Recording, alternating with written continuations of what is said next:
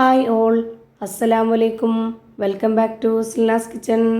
ഇന്നത്തെ റെസിപ്പി നല്ലൊരു variety tasty ആയിട്ടുള്ള ഈസി ആയിട്ടുള്ള ഒരു അടിപൊളി ബ്രേക്ക്ഫാസ്റ്റിൻ്റെ റെസിപ്പിയാണ്. രാവിലെ തന്നെ നമുക്ക് കുഴയ്ക്കാതെ പരത്താതെ നല്ല ഈസി ആയിട്ട് എളുപ്പത്തിൽ തയ്യാറാക്കിയെടുക്കാൻ പറ്റുന്ന നല്ല ടേസ്റ്റി ആയിട്ടുള്ള ഒരു അടിപൊളി പലഹാരമാണ്. കുട്ടികൾക്കും വലിയവർക്കൊക്കെ ഒരുപാട് ഇഷ്ടമാവും. നല്ല ടേസ്റ്റാണ് ഇത് കഴിക്കാനായിട്ട്. അപ്പോൾ ഇതെങ്ങനെയാണ് തയ്യാറാക്കുന്നതെന്ന് അറിയാനായിട്ട് വീഡിയോ സ്കിപ്പ് ചെയ്യാതെ മുഴുവനായിട്ടൊന്ന് കണ്ടു നോക്കണേ. റെസിപ്പിയിലോട്ട് കിടക്കുന്നതിന് മുമ്പായി സിൽനാസ് കിച്ചൺ ചാനൽ ആദ്യമായിട്ട് കാണുന്നവരാണെങ്കിൽ പ്ലീസ് ഒന്ന് സബ്സ്ക്രൈബ് ചെയ്തേക്കണേ. ഒപ്പം തന്നെ ഈ വീഡിയോസ് നിങ്ങൾക്ക് ഇഷ്ടപ്പെടുകയാണെങ്കിൽ ഒരു ലൈക്ക് ചെയ്ത് ഷെയർ ചെയ്ത് സപ്പോർട്ട് ചെയ്യാനും മറക്കരുത്. ഇനി നമുക്ക് ഇതെങ്ങനെയാണ് തയ്യാറാക്കുന്നതെന്ന് നോക്കാം. ഇതിനായി ആദ്യം തന്നെ ഒരു ബൗളിലേക്ക് 2 കോഴിമുട്ട പൊട്ടിച്ചൊഴിച്ച് കൊടുത്തിട്ടുണ്ട്. ഇനി ഇതിലേക്ക് ഒരു പകുതി സവോള ചെറുതായിട്ട് കട്ട് ചെയ്തിട്ട് അതുകൂടെ ഇട്ട് കൊടുക്കാം. ഇനി ഒരു 2 അല്ലി വെളുത്തുള്ളി ചെറുതായിട്ട് കട്ട് ചെയ്തിട്ട് അതുകൂടെ ഇതിലേക്ക് ഇട്ട് കൊടുക്കുന്നുണ്ട്. പിന്നെ വേണ്ടത് യോഗേട്ടാണ്. ഇത് നിർബന്ധമൊന്നുമില്ല, ഉണ്ടെങ്കിൽ ഇട്ട് കൊടുത്താൽ നല്ല ടേസ്റ്റ് ആയിരിക്കും. ഞാനിവിടെ ഇത് 2 ടേബിൾ സ്പൂൺ അളവിൽ ഇട്ട് കൊടുത്തിട്ടുണ്ട്. ഇനി ഇതിലേക്ക് കറിവേപ്പില, മല്ലിയില ചെറുതായിട്ട് കട്ട് ചെയ്തിട്ട് അതുകൂടെ ഇട്ട് കൊടുത്തു. ഇനി ഇതിലേക്ക് ആവശ്യത്തിനുള്ള ഉപ്പും കൂടെ ഇട്ട് കൊടുത്തതിന് ശേഷം ഒരു വിസ്ക് വെച്ചിട്ട് നന്നായിട്ട് ഇളക്കി കൊടുക്കുന്നുണ്ട്. ഇതുപോലെ നന്നായിട്ട് ഇളക്കി കൊടുത്ത ശേഷം ഇതൊന്ന് മാറ്റി വെച്ചേക്കാം.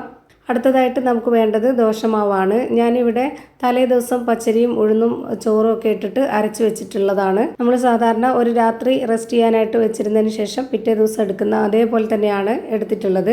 ഞാനിപ്പോൾ ഇവിടെ 250 ml കപ്പിൻ്റെ അളവിൽ 1 കപ്പ് നിറയെ എടുത്തിട്ടുണ്ട്. ഇതേപോലെ 2 കപ്പാണ് ഞാനിതിലേക്ക് ഒഴിച്ചു കൊടുക്കുന്നത്.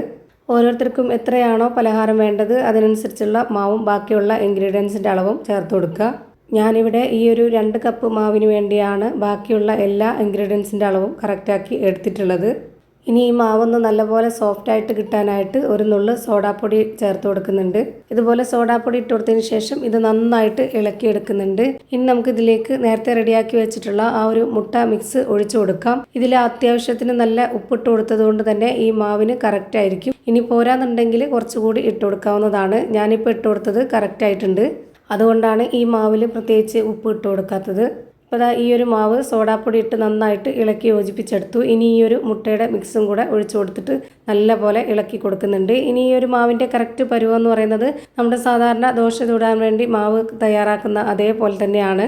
നല്ല ആ ഒരു കട്ടിയിൽ വേണം തയ്യാറാക്കി എടുക്കാനായിട്ട്. ഇനി നമുക്കിത് ചുട്ടെടുക്കാം. അതിനുവേണ്ടി സ്റ്റവിലേക്ക് ഒരു പാൻ വെച്ച് കൊടുത്തു. അതിലേക്ക് കുറച്ച് ഓയിലൊന്ന് സ്പ്രെഡാക്കിയതിന് ശേഷം ഇതുപോലെ ഒരു കയ്യിൽ മാവ് ഒഴിച്ചു കൊടുത്തിട്ട് ഇങ്ങനെ ഒന്ന് ചുറ്റിച്ചെടുക്കാം. എന്നിട്ട് ഒരു സൈഡ് വെന്ത് കിട്ടിക്കഴിഞ്ഞാൽ പിന്നെ നമുക്കന്ന് തിരിച്ചിട്ട് കൊടുക്കണം. എന്നിട്ട് ആ ഒരു ഭാഗം കൂടെ ഒന്ന് കുറച്ച് നേരം വേവിച്ചെടുക്കണം.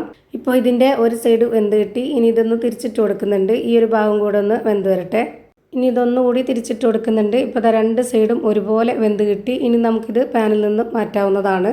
ഇതുപോലെ തന്നെ ബാക്കി എല്ലാ മാവും ചുട്ടെടുക്കാം. ഞാനിവിടെ ഒരു കയ്യിൽ മാവും കൂടെ ഒഴിച്ചു കൊടുത്തിട്ടുണ്ട്.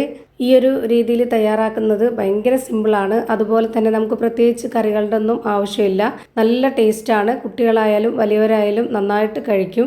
ഇപ്പോൾ ഞാനിതും തിരിച്ചു മറിച്ചൊക്കെ ഇട്ട് കൊടുത്തിട്ട് നല്ല പോലെ വേവിച്ചെടുത്തു. ഇതുപോലെ തന്നെ എല്ലാം ചുട്ട് ഒരു പാത്രത്തിൽ മാറ്റിയിട്ടുണ്ട്. അപ്പോൾ ഇത്രയേ ഉള്ളൂ ഇന്നത്തെ വീഡിയോ. വീഡിയോ ഇഷ്ടമായാൽ ലൈക്ക് ചെയ്യാനും കമൻറ്റ് ചെയ്യാനും ഷെയർ ചെയ്യാനും മറക്കരുത്. അതുപോലെ തന്നെ ഞാനിടുന്ന പുതിയ പുതിയ വീഡിയോസ് നോട്ടിഫിക്കേഷനായിട്ട് കിട്ടുന്നതിന് വേണ്ടി സബ്സ്ക്രൈബ് ചെയ്ത് ബെല്ലൈക്കൺ അമർത്തി അതിൽ ഓൾ എന്ന ഓപ്ഷൻ എനേബിൾ ചെയ്ത് കൊടുക്കാനും മറക്കരുത്. പുതിയൊരു വീഡിയോയുമായി വീണ്ടും വരും. Thank you for watching.